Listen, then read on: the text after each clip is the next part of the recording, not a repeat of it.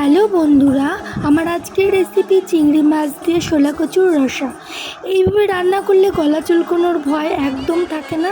তো চলুন দেখা যায় কেমন করে তৈরি করছি। এদিকে আমি একটি কড়াইয়ের মধ্যে জল দিয়েছি, তার মধ্যে একটুখানি নুন দিয়ে টুকরো টুকরো করে কেটে রাখা কচুগুলোকে আমি কিছুক্ষণের জন্য ভাপিয়ে নেব। এরপর আমি একটি কড়াইয়ের মধ্যে দিয়ে দিয়েছি সর্ষে তেল। এরপরে চিংড়ি মাছগুলোকে আমি লাল করে ভেজে নেব।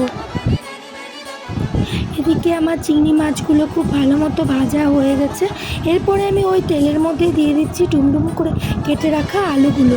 এরপরে এর মধ্যে সামান্য একটুখানি নুন হলুদ দিয়ে আমি লাল করে ভেজে উঠিয়ে নেব।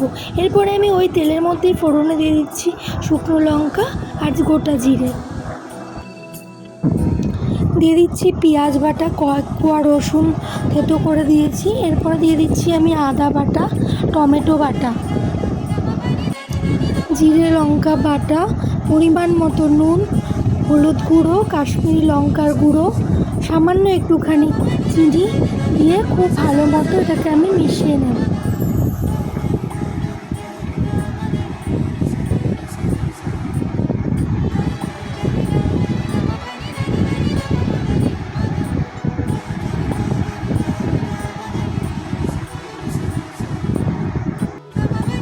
এরপরে আমি এর মধ্যে সামান্য একটুখানি জল দিয়ে নেড়ে চেড়ে 5-7 মিনিটের মতো এটাকে আমি ঢেকে রেখে দেবো। তারপর এদিকে আমার মশলাটা খুব ভালো মতো কষানো হয়ে গেছে। এরপরে আমি দিয়ে দিব এর মধ্যে আগের থেকে ভেজে রাখা আলুগুলো, দিয়ে আবারও কিছুক্ষণ এটাকে আমি মিশিয়ে নেব।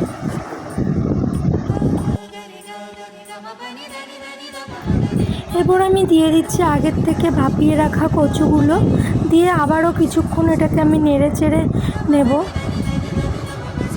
এরপরে আমি দিয়ে দিচ্ছি এর মধ্যে আগের থেকে ভেজে রাখা চিংড়ি মাছগুলোকে দিয়ে সব কিছু খুব ভালো মতো মিশিয়ে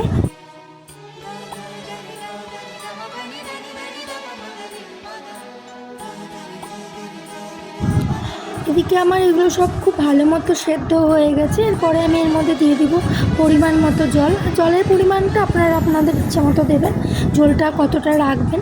এরপরে এটাকে আমি খুব ভালো মতো মিশিয়ে এর মধ্যে দিয়ে দিচ্ছি কয়েকটা চেরা কাঁচা লঙ্কা, গরম মশলা আর ঘি। একদম তৈরি হয়ে গেছে আমার শোলা কচুর রসা। এটা গরম গরম ভাতের সাথে খেতে ভীষণ ভালো লাগে। তো কেমন হয়েছে